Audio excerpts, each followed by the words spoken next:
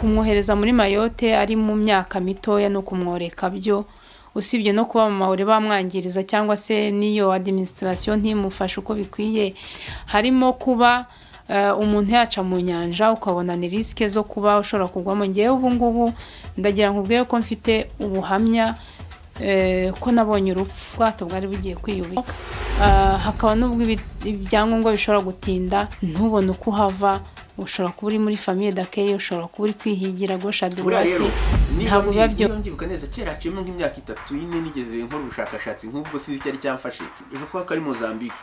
Icyo gihugu ngira ngo ushobora kwinjira ufite passport yawe, ushobora kwinjira muri Mayotte nta visa. Kuri wowe muri Mayotte ubutanze pourcentage wavuga ko ibyiza n'ibibi byaho wabigereranya gute? Ngewe ibyiza nibyo bizahora biri byinshi kuri nge, usibye no mu gihe cyanjye n'uyu munsi nibyo barabivuga ngo ibibi birahari, ariko mu gihe cyanjye byo nta nabike nakubwira. Harimo uwo nzi wahakitse ari umukobwa uri mu myaka 17 ashyira 18, uwo namuyoboyeho ngo ajya mureberera ko nge nari ndi hano nko kugira ngo amufashe atangira kujya tereta. Hari undi mudamu waje nanone afite akana k'imyaka icyo gihe ari 6 ishyira 8 baragafata, bagiye bagafata inshuro nyinshi zitandukanye. 2024 niho twamenye ibyo bintu, aho byari byahereye ntabwo tubizi. Umuntu w'umusaza w'umukomoriye n'umuhungu wiwe n'undi munyafrika w'umurundi bagiye basimburana kuri ako kana k'imyaka 6, icyo gihe kari muri 7-8. Antuka byavumbuwe na mukuru wiwe wari uhageze avuga ati umwana se ndi kumbona yatinze muri douche kuki ari gutinda, nyine ajya kumureba ni muri umuna we. Mu kumureba rero ubwo wari ukuntu umwana yashobora kuba yararebye undi, nkeka yuko nicyo nacyo gishobora kuzira nk'uko umubyeyi nawe asa nk'usinziriyemo. Abaturanyi nyine baba babireba kuko nyina niwe baba barahereyeho batereta, ariko akavuga ati hoya iyo babonye rero nyina yanze nibwo bubakira umwana ungana gutyo, kubera yuko bari umuziranenge nyine bakaba bamuhenda ubwenge muri ubwo buryo twavuze. Rero birashoboka yuko kuba umuntu aje atasobanukiye cyangwa atazi ururimi nabyo bishobora kuba konsekanse cyangwa se barriere muri demarche ziwe, cyangwa se akaba yahura n'ibyo kimugerageza. Ntacyo nabatangariza kuri icyo rwose, uko ngewe nzi ukuntu nahageze, nzi uko nahavuye, nzaho nicaye ahangaha n'ukuntu mpabaye ku bijyanye no kuza no ku muntu yahagera no ku muntu yabigenza. Rwose ntacyo nabafasha, nta makuru mbifiteho, niyo naba nyafite ntawe nayaha. Arabakatiye nta mikino, arabakatiye kubera yuko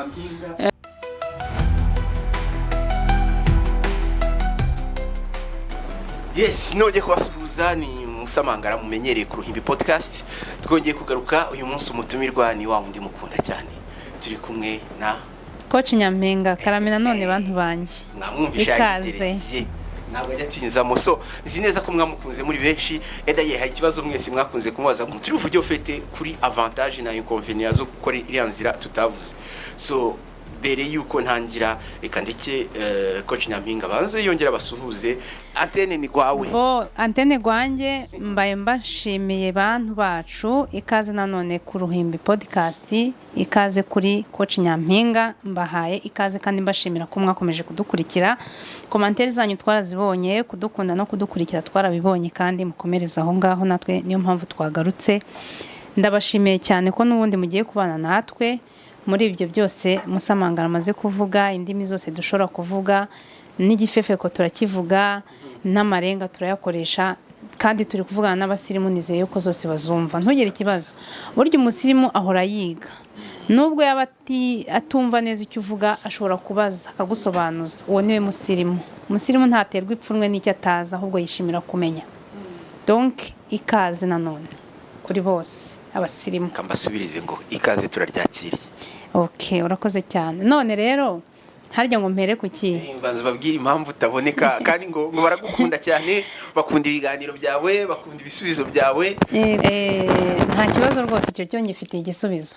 Igisubizo nuko ndi umusiramukazi, ntago abasiramukazi bagomba kugaragara mu ruhame cyangwa se ngo biyerekane hose. Nubwo wenda se bibaho kuko tugomba kugenda mu nzira tukajya gushaka imibereho cyangwa se tukajya ahandi hose hakenewe, ariko bibaye byiza kuri ibi bintu by'inyigisho cyangwa se mu butumwa dushobora gutanga, umuntu yigira ku ruhande icyo umuntu akeneye kuvuga akakivuga, ariko atari ngombwa ngo yerekane kuri kamera. Si ngombwa cyane, ntago nave baba bikora kubera yuko nabo bafite impamvu zabo, ariko ngiye ku mahame y'idini ntago mbyemerewe kujya imbere ya kamera ngo nitakume nsobanura ibimba ndi gusobanura.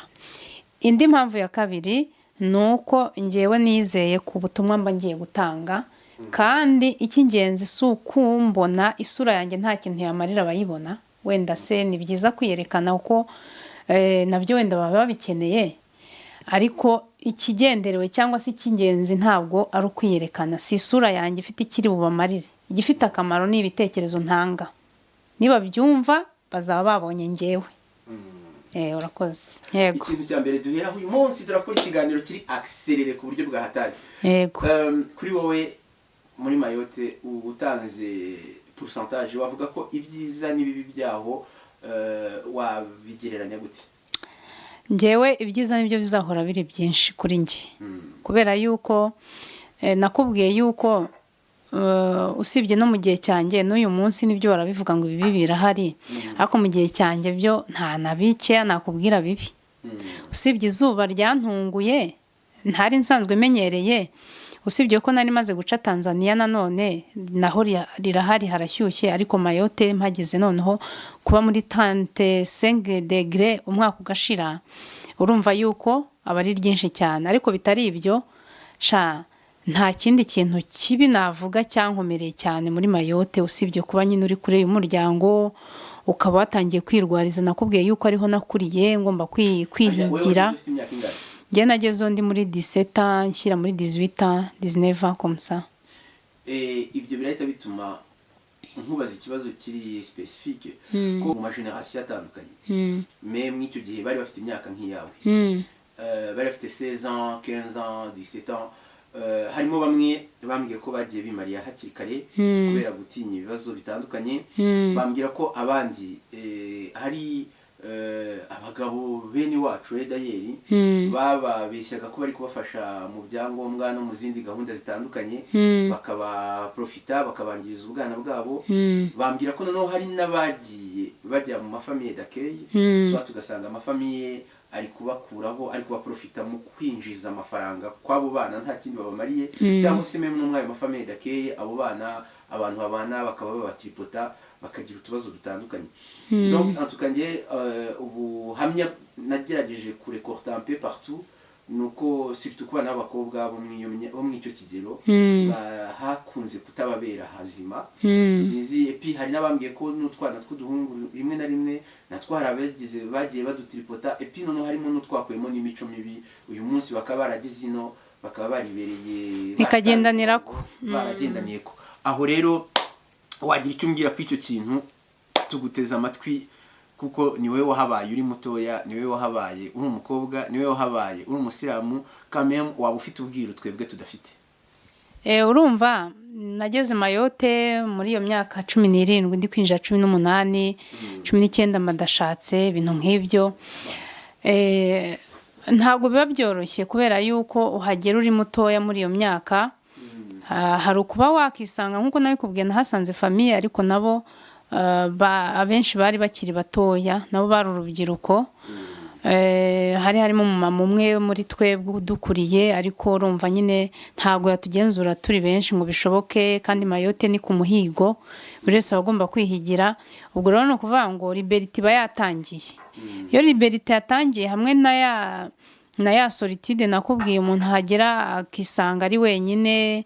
Nibyo mufite nk'iyo miryango famille lointaine cyangwa se za hafi, ariko ntago biba bingana nuko waba uri kumwe na papa na mama cyangwa se umubyeyi wakureraga mu ntoki yavuga ati ni ngewe ugushinzwe muri byose.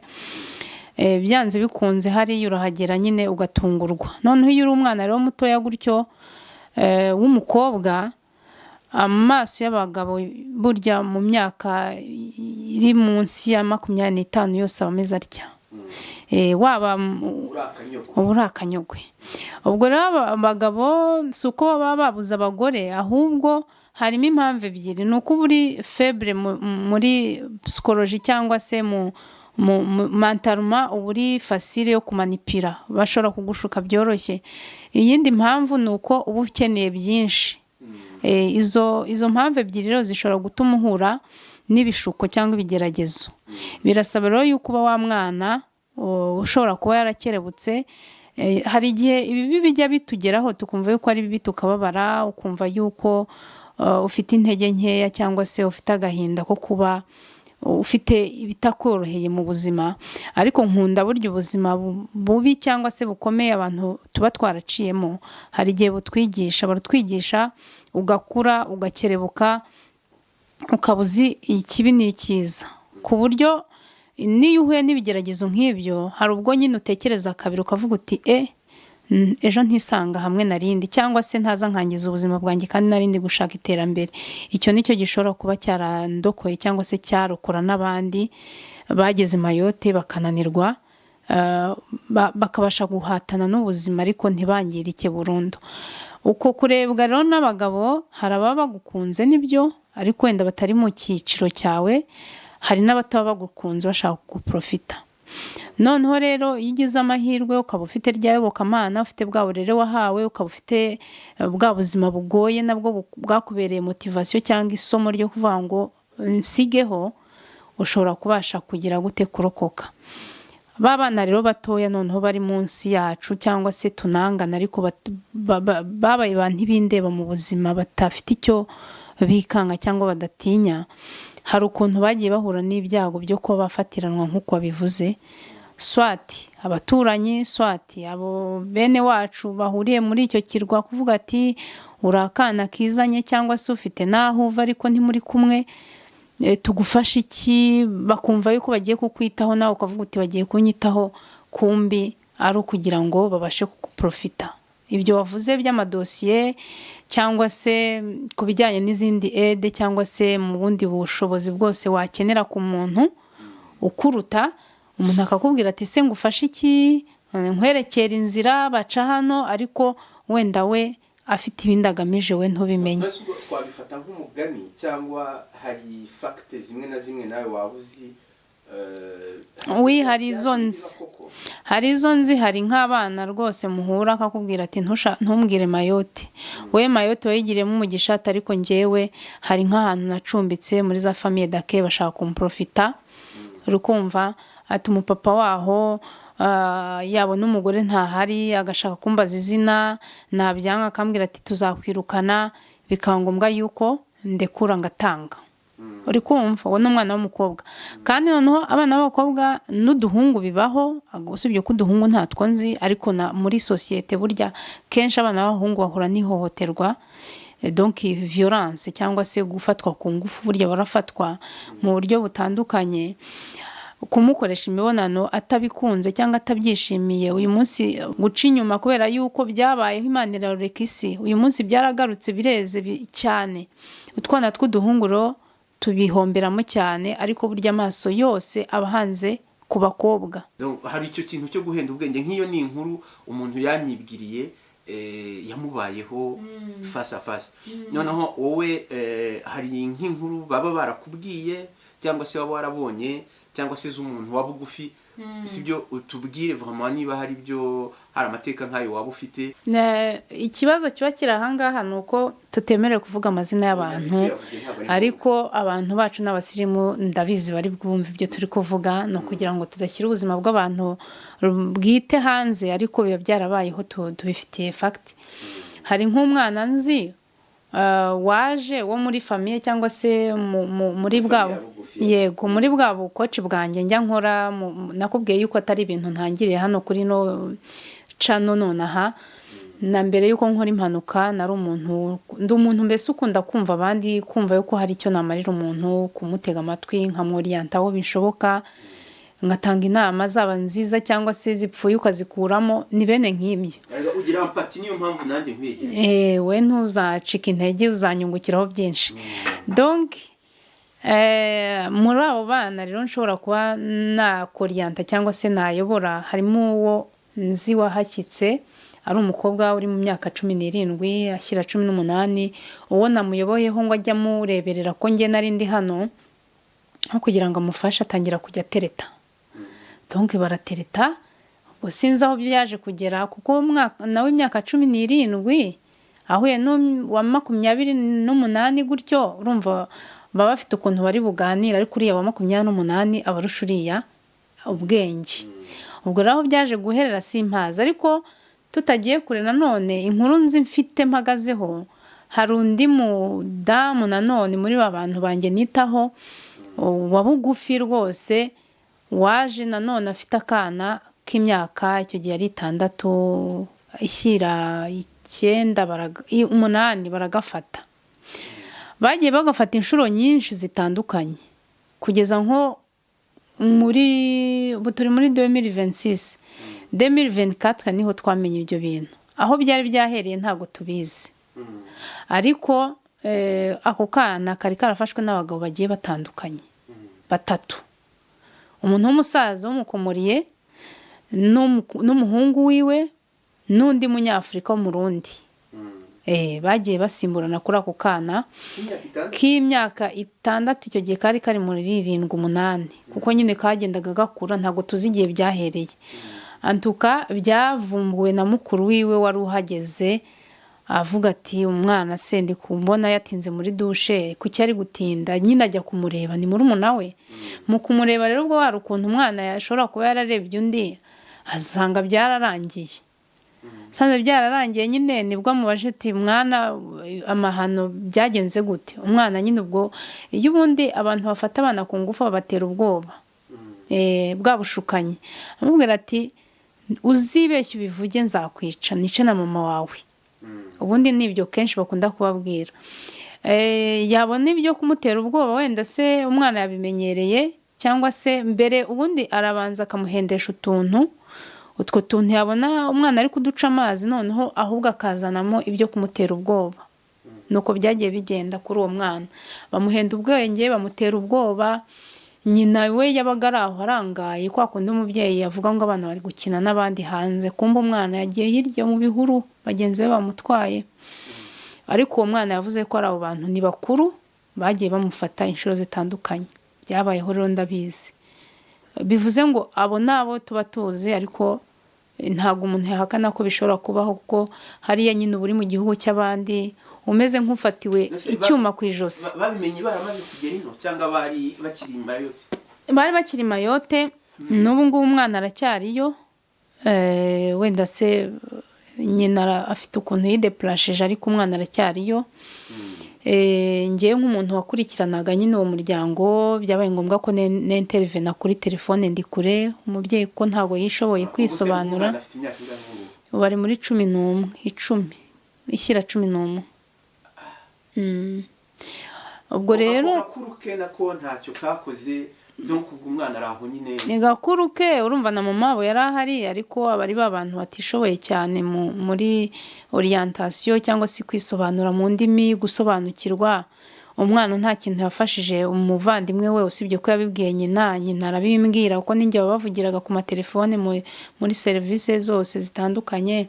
Tubyirukamo kuri telefone, tujya muri polisi, tujya kwa jije mpaka bigira mu rukiko. Ariko icyabaye nuko aho umubyeyi akandagiye cyangwa aho twakomangaga hose, usanga yuko ahantu hose ruswa burya zikunda kuba zihari zigakora kurusha ukuri. Kwa muganga barasuzumye, ntago bahakanye yuko umwana yabaye violé, ariko baravuze ngo nta gihamya yuko ari abo bantu bamuviyoye. Ikindi gufata bya bisubizo byo kwa muganga byo kuvanga umwana yaraviyowe, bakabijyana kuri polisi, ko polisi yari yabibatumye. Polisi niyo yatanze oda yuko muganga agomba gusuzuma umwana. Muganga yemeza yuko umwana yaviyowe, ariko aravuga ati nta gihamya. Polisi iravuga ati ni iki gihamya se ko ari bariya? Kandi umubyeyi kubera yuko ataraza amazina exact y'abo bantu, urabona abantu bo muri Komoro bakunda kwitwa za papa runaka, cyangwa se akaza kitwa izina runaka kandi atari ryo ryanditse mu byangombwa, kuko muri abaturanye ariko ntimuzi ukuri kwanyu hagati yanyu. Kuba rero ataraza amazina, no kuba wenda yarasanze muri polisi hakoramo bene wabo n'uwo muntu, kumva gusa yuko uri kurega umukomoriye egare yuko utari butsinde. Polisi ntago zamwumvishe malgré y'ibyo bisubizo byo kwa muganga. Niyo agendera agiye kuregura Murundi niba hari ubufatanyacyaha nabyo barabyara. N'umurundi yaramuvuze ariko baravuga ati se amazina yabo ntayahese ubihagazeho yuko ari byo. Kubera iyi system iriho yo kuba abamahore bari kwanga abanyafrika kandi noneho abafaransa ubona yuko basa nk'abananiwe kubijera, ntabwo byoroshye yuko bahereza agaciro amadosiye y'abanyafrika. Donc tuvuge ngo abana b'abanyafrika benshi surtout ya generation navuze yanga ko umuntu aganira kuri Mayotte. Nuvuga ngo hari benshi bafite ibikomere bigenda cyangwa se bitari nk'ibyo ngibyo exactement ariko de cette sorte aho abantu bakandagira uburenganzira bwabo ntibabashe kurenganurwa. Yego, navuga yuko tugendeye kuri bimwe twavuze ubushize. Nakubwiye yuko bari abantu bose mbumva, yaba ari uwishimiye kuvuga Mayotte neza kubera yuko afite impamvu zabyo ndamwumva, nubihakana nawe gusa ntago bari byiza nyine kutarikonesa ineza wagiriwe nubwo byaba byaramugoye ariko bafite twiza ahazi. Ese umva nkako kana k'imyaka 11 ejo nikagira imyaka 25 numubwira Mayotte kuri we azumva igihugu bamufashe ku ngufu akajya kurega ubuyobozi ntibuze kumutabara. Ariko byari byo byose namara gukura maze gusobanukirwa azarekonesa yuko yahigiye amashuri uyu munsi akaba ari umwavoka cyangwa ari umukire runaka. Byanze bikunze kugira ngo ubuzima bukorohere nuko utagomba kuba engaha totali, ugomba kurokonesa ibyiza n'ibibi wenda. Aho ntago twahavuga rumwe, aho ntitwahavuga rumwe kuko ngewe n'akanosiyo kanje ku mategeko urabona ko uri kumbwira ibyo bintu nkumva ngiye nahita ko ninjira muri iyo case. N'ubu rwose ndumva mfite hari agaparti ka cerveau kari kumbwira ati fait quelque chose. Kuko uwo mwana w'imyaka 11 nuvuga ngo iyo traumatisme urumva we yaje atabipanze wabo baramuzanye uko azagenda akura niko bizajya bimugarukamo. Deja icyo kintu cyo kumutera ubwoba ngo ntazabivuge ariko uriya mwana arababara none nuko agenda akura hari ukuntu bimwangiza muri cerveau. Uziko uriya mwana ashobora kutazigera ashaka cyangwa se yanashaka ukabona ahora ari kuri defensive ntabashe kubana n'umugabo neza. So nuvuga ngo niyo yagira mu Bufaransa akaba perezida w'Ubufaransa ntabwo ashobora kuba gukonesa kuri we ibyo byose bita byangiza avantage zose yagirira mu Bufaransa. Niho rero nari nkubwiye ko ntaba d'accord ngewe ko yaba reconnaissante parce que reconnaissance iba mu bintu byiza ariko yo hajemo ikidobya n'ibyiza bihinduka bibi. Malheureusement ibyo uvuga ndakumva nyine nyuma y'uko umwana bamaze kubimenya tukabimenya dugatangira kumuganiriza wumvaga yuko ari umwana wabaye traumatisé c'est vrai, ufite ubwoba ufite agahinda noneho kuba no kwa muganga na polisi bivuye muri raporo za muganga nta kintu ibikozeho cyangwa yitange ubutabera. Byageze no kwa jije, twagiye kwa jije nyine agendera ku byo polisi yavuze yuko atabona yuko donc abantu ni X donc ni enkoni. Abo bantu enkoni rero ntago umubyeyi yishimiye ibyo byavuyemo. Twese twarababaye, umwana urumva yuko nta butabera yabonye kugeza uyu munsi bihagarara bityo nyine. Nese abo bantu uwo mubyeyi yarabazi kurya ari kubaidentifier akavuga ati ngo uyu nguyu niba atanaza amazina yabo n'abaidentifier ariko bazanye nk'abagabo 10 ari capable kuvuga ati dore n'uyu. Umwana we yavugaga yuko ari capable ariko polisi na juge batanze nyine oda yuko bagiye gukora bagiye gukora enquête. Nyuma yuko bakoze enquête rero kugeza uyu munsi yarabaye itarabaye ntabyo tuzi, tubeherukira aho ngaho. Urumva rero niyo ya injustice nakubwiraga ko uri umunyamahanga haraho ugarukira cyangwa se nakubwiye ko muri service social na administratif za Mayotte harimo akajagari. No kuvuga ngo umubyeyi nyine yaragiye ararega ni kuri telefone ndi gusobanura mu Gifaransa ko umubyeyi atazi Igifaransa. Naramuherekeje kwa muganga rwose mbihagazeho, muganga yemeje yuko umwana yafashwe ku ngufu, bisubizo birabonetse, bagiye kwa jije arabibonye, ariko conclusion cyangwa icyavuyemo nuko ntago hakanye yuko umwana yafashwe ku ngufu, ariko yafashwe ku ngufu n'abandi. Kumuhereza uburenganzira cyangwa se ubushobozi bwo kuvuga ngo baze kuri tere babone abo bantu aberekane cyangwa umwana aberekane, nicyo kitakozwe. Baramubwiye kugira ngo bamwikureho ngo nagende bagiye gukora enquête ngo bazamubwira icyavuye muri enquête. Hashize imyaka irenze 2-3 enquête yabaye enquête, nta gisubizo twabonye. ngo twizere ko ubutabera buzaba, ariko nyine niba hari icyo kintu cyo kunetraliza abirabura nakaga. Nyine nibyo bindi nakubwiye, si abirabura kuko na ba nyir'ubwite, abanyirikirwa n'abirabura, ariko abanyamahanga nyine urumva yuko kubera ko ari sorte nyinshi cyangwa se ingeri nyinshi zitandukanye z'abanyamahanga baza muri Mayotte, mu kirwa gitoya. Ku Bafaransa ubona nabo bifitiye akajagari muri politike no muri vie sociale yabo, ntago byoroshye kuba uburenganzira bukwiye ku banyamahanga buboneka bwose 100%. Yego, hari aho uba bloke ukabura ukuntu bigenza kubera ko nyine uri mu mahanga. Yego, ubwo ofete dushobora kuvuga ko ikibazo nyine nanone nuko ni ba bantu baba bazanywe n'izindi famille, rimwe na rimwe ugasanga bakuzanye ari juste kukuzana gutyo, atari n'aba bantu baciye no mu mashuri, atari n'aba bantu bazi kwideburia, bityo ngira ngo fete kuba profita harimo iyo fragilité yuko n'umwana et de buriya bari babanje no kubona ko mama w'umwana nawe atamenyereye administration, nyine babonaga ko bashaka kumuprofita kwa. Ese ntibyaba ari cyo kibazo? nkeka yuko nicyo nacyo gishobora kuziramo kuba umubyeyi nawe asa nk'usinziriyemo, atabasha gukanura ngo arebe ati umwana aciye hehe, ari kumwe n'andi, ari gukora iki.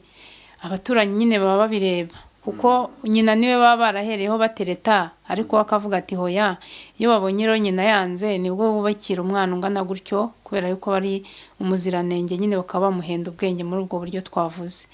Rero birashoboka yuko kuba umuntu aje atasobanukiwe cyangwa atazi ururimi nabyo bishobora kuba konsekanse cyangwa se bariyeri muri demarche ziwe, cyangwa se akaba yahura n'ibyo bimugerageza. nta babangavu wabuzi byabayeho cyangwa se nda n'utundi tubazo abandi bajene bari munsi ya 18 baba baragize? Oya, personnellement ngiye ntabwo nzi, ariko bijya bihuhwiswa kandi urabizi nyine baravuga ngo nta nduri ivugira ubusa, kandi ngo ahantu hacumba umwotsi no kuba hari umuriro byanze bikunze biravugwa, ariko icyo ndafite amakuru yuzuye nuko biba byarabaye kurinde cyangwa kurinda, ariko biravugwa ko bibaho. None se ikindi, hari abandi bantu bigize bampa amakuru bambwira ko hari amafamiye yohereza abana bakaza ari abadolescente bahagera bakirera ku buryo noneho niyo bageze inaha ngaha bageze metropole n'ubundi ubuzima bukomeza kuba komplika. Ibyo byo hari amakuru abo bifiteho?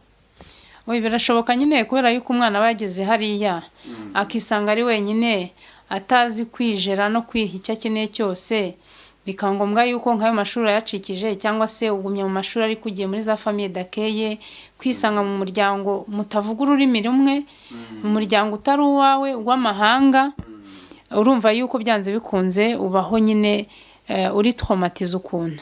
Hari ubwo ushobora kubura education ikwiye, ukabura orientation ikwiye, noneho ya traumatisme rero wakuriyemo hariya uvuga ngo reka mve kwiga, reka mpatirize, ariko utishimye ikaba yagukurikirana ukava hariya wanagera hano n'ubundi ugakomeza kuba mu kajagari. Abenshi rero iyo avuye hariya amaze kwegera hejuru aba yatangiye kunywa deja inzoga, ibiyobyabwenge, kugira ngo arebe yuko yagira ukuntu yibagiza ibyo bintu cyangwa yamera nk'atabibona, yagera na hano agakomerezaho. Hari abana benshi bagiye bangirika muri ubwo buryo. Yego, donc umuntu yava kwisije agira inama ababyeyi bari ino cyane cyane, kuko ababyeyi bari ino nibo akenshi bakunze gufinansa ingendo z'abana bakiri muri Afurika. Akenshi ugasanga umwana ntaje ahunze, ntaje ari ikindi kibazo, aje juste aje mu muryango. Kandi akenshi uko nabibonye abo babyeyi abana babo babyaye mu nda babazana kuri regroupement familial. Abana benshi baca hariya mu kirwa n'abana b'abasista n'abana b'abatonto n'abana bo kuri famille kuri izindi degré avuga ati eske icyo ntiyaba ari fléau kuko nge umuntu uhanyuze ari umuntu mukuru aje guhiga ubuzima ibyo ndabyemera kuko ntaho guhaha bitari ntaho umuntu adahahira ariko ngewe numva kwako ka example mpaye ku mwana w'imyaka 8 uba ugira ibyo bibazo n'urya mubyeyi nakubwiye twaganiriye umubyeyi afite imyaka 25 yambwiraga ibyamubayeho afite 15 zongeye navuga nti kubwanjye naca intege abantu bahanyuza abana batari kumwe nabo sinzi wowe kubyumva ibyo ngibyo nyine biragoye ko wabwira umuntu ngo ntuzagire urya kandi nakubwiye ko kirimwa muntu aremye ari tete aremye ari tete kubera iki niba abona yuko hari umwana waje bigakunda ntabwo wa mwana yigeze atanga detail ibyamubayeho egare yuko ubuzima bushoboka ntushobora kureka gutanga amakuru mu gihe uyafite guca intege byo twavuga tuti babyeyi musigeho kuba mwakoreka abana mu gihe mubona yuko nta kibazo cy'umutekano bafite cyangwa se niba afite umutekano muke yashakisha ukuntu wamuhungishiriza ahantu wizeye ariko kumwohereza muri Mayotte ari mu myaka mitoya no kumworeka byo usibye no kuba mama uri bamwangiriza cyangwa se niyo administration ntimufasha uko bikwiye ariko harimo ibintu byinshi cyane bishobora kumuhungabanya harimo guca muri za nzira zo kwirirwa wirukanka imisozi twepana na polisi muri ziriya nzira za Komoro na za Tanzania na zahe hose twavuze abantu baca harimo kuba umuntu yaca mu nyanja ukabona ni riske zo kuba ushobora kugwamo ngewe ubu ngubu ndagira nkubwire ko mfite ubuhamya ko nabonye urupfu nakubwiye ko nge nasubijwe Tanzania mu gusubizwa Tanzania rero ubwato bwari bugiye kwiyubika yego iyo traumatisme ndayifite yo kuba inyanja rwose usibye no kuba ntarigeze noga ariko buriya si ikintu nakumbura yego amahirwe nuko twari turi kumwe n'abantu bakuru nyine bakagenda bagukomeza babaye imfura n'intwari kuri twebwe baranadufasha dusubirana ariko turongera turagarukana ariko ibaze nk'umwana nyine ubuje nta muntu wundi umuri hafi agasubirizwayo cyangwa se akaza mu mazi gutyo nabyo ubwacyo ni igikomere iyo ugeze Mayotte rero nanone gutangira kwihigira no kwirukankira nabyo ubwabyo ni ibikomere noneho kubitiraho yuko ushobora guhura n'abantu babi nyine batari bukumve muri societe muri administration nabyo ni ibindi noneho hakaba n'ubwo ibyangombwa bishobora gutinda ntubone uko uhava ushobora kuba uri muri famille d'accueil ushobora kuba uri kwihigira gauche à droite ntago biba byoroshye ariko nanone amahitamo na ya buri wese yaba wa mwana bashaka kuzana babimupropoje ni uzamenye icyo akeneye ariko yitegure consequences zishobora kubamo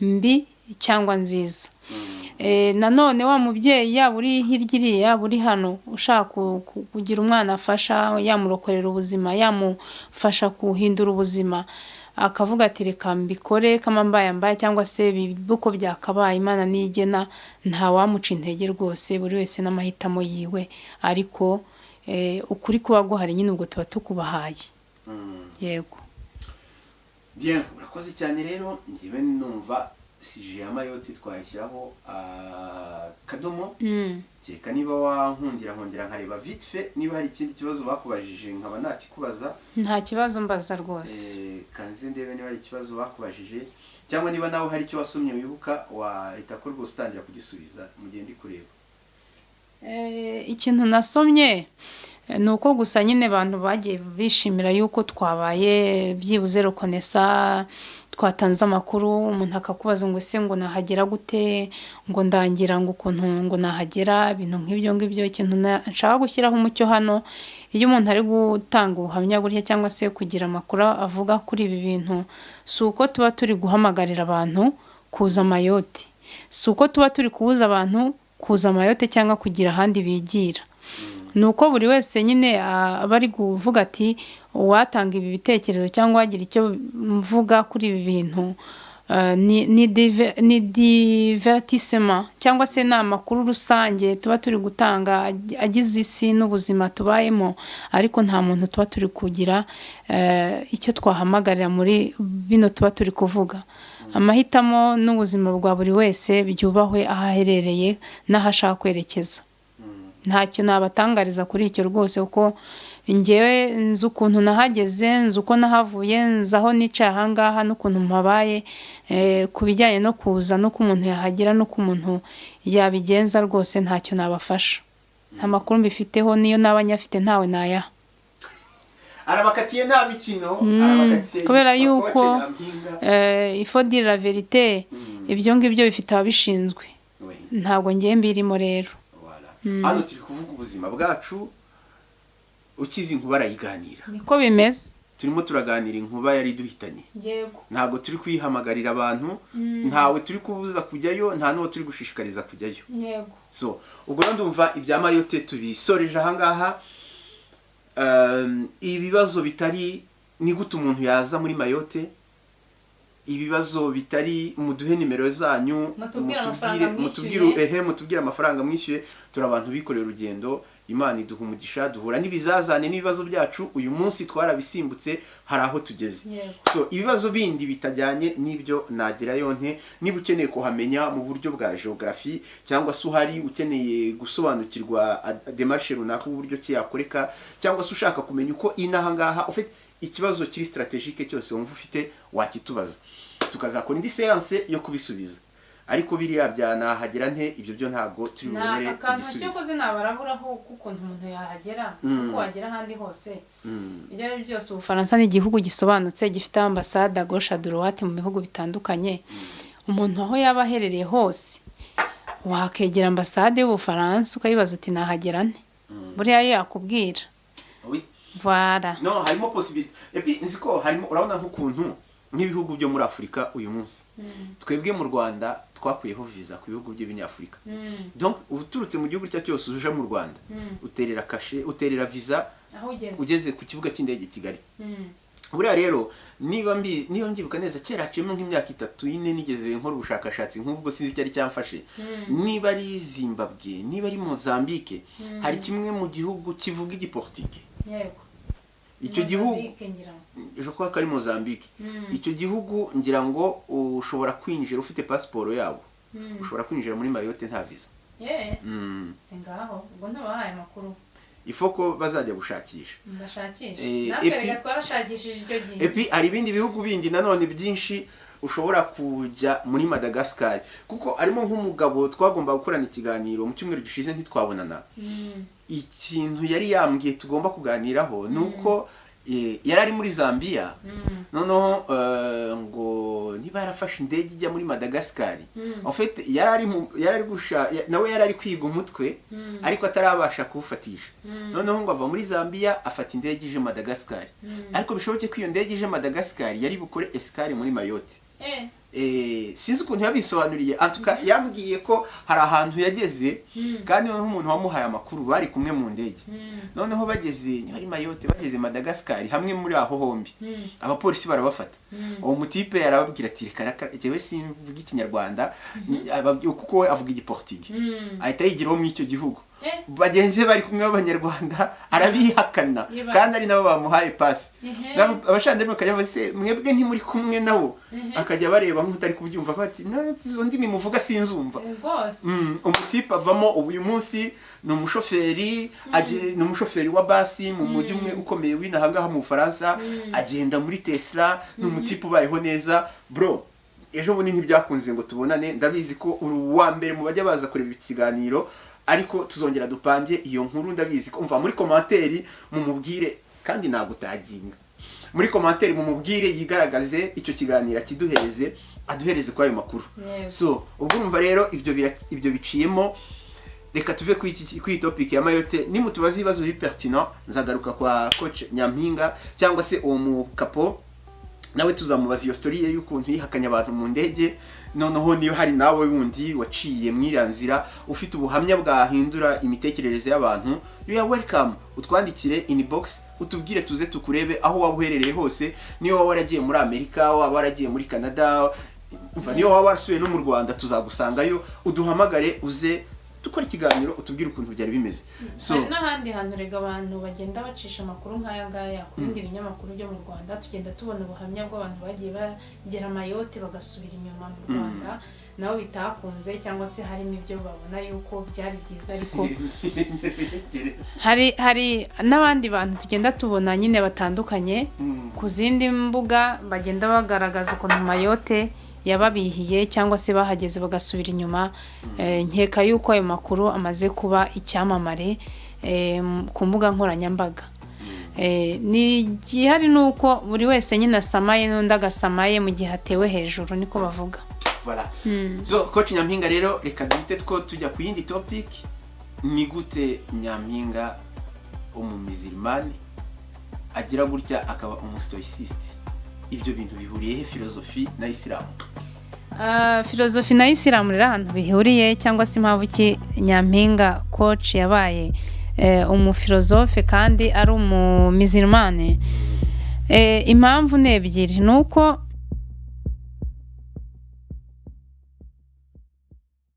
mu iyobokamana twiga yuko Imana itubwira yuko tugomba kwemera, tukizera, tukihangana, sibyo?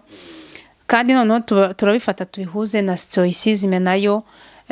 Imwe muri principe zayo nuko ugomba kwemera no kwakira ibikubayeho. Ibyo utabasha guhindura cyangwa udafitiye ubushobozi bwo kugenzura ubyakira utyo kandi ukabyemera.